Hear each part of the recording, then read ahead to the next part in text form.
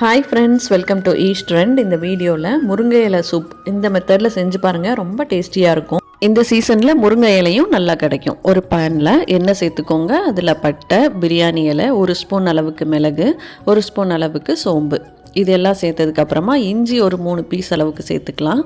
பெரிய வெங்காயம் 1, இது எல்லாத்தையும் நல்லா வதக்கி விட்டுக்கலாம்.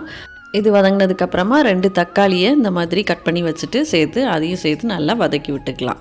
இப்போ இது ஒரு பக்கம் வதங்கட்டும். இன்னொரு சைடில் ஒரு 2 டம்ளர் அளவுக்கு தண்ணி கொதிக்க வச்சுக்கோங்க. அதில் நல்லா க்ளீன் பண்ணி வச்சுருந்த முருங்கை இலையை சேர்த்துக்கலாம்.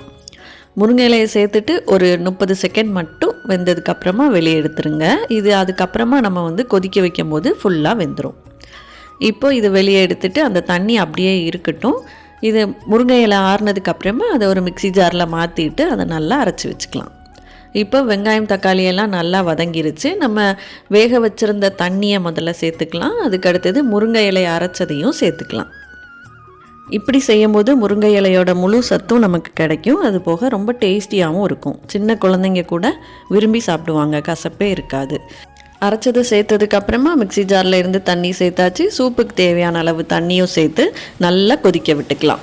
கொதித்ததுக்கப்புறமா வேக வச்ச துவரம் பருப்பு ஒரு 4 டேபிள் ஸ்பூன் அளவுக்கு சேர்த்துக்கலாம். நீங்கள் குழம்பு செய்யும்போது வேக வச்சுருந்த பருப்பை 1 ஸ்பூன் எடுத்து வச்சுருந்தாலே போதும். இப்போ அது கூட நல்லா மிக்ஸ் பண்ணிவிட்டு அதையும் நல்லா ஒரு கொதி வரட்டும். வந்ததுக்கப்புறமா சூப்புக்கு தேவையான அளவு உப்பு, ஜீரகத்தூள் சேர்த்துட்டு நம்ம அடுப்பை ஆஃப் பண்ணிக்கலாம். அடுப்பை ஆஃப் பண்ணிவிட்டு இதை ஃபில்டர் பண்ணிவிட்டு சர்வ் பண்ணிங்கன்னா ரொம்ப டேஸ்டியான முருங்கை இலை சூப் ரெடி. நம்ம பட்டை, சோம்பெல்லாம் சேர்த்துருக்கோம். அது போக துவரம்பருப்பும் வேக வச்சு சேர்த்ததுனால சூப் ரொம்ப டேஸ்டியாக இருக்கும். கண்டிப்பாக ட்ரை பண்ணி பாருங்கள். இந்த வீடியோ உங்களுக்கு பிடிச்சிருக்கு அப்படின்னா கண்டிப்பாக நம்ம சேனலுக்கு சப்ஸ்கிரைப் பண்ணுங்கள். தேங்க்யூ.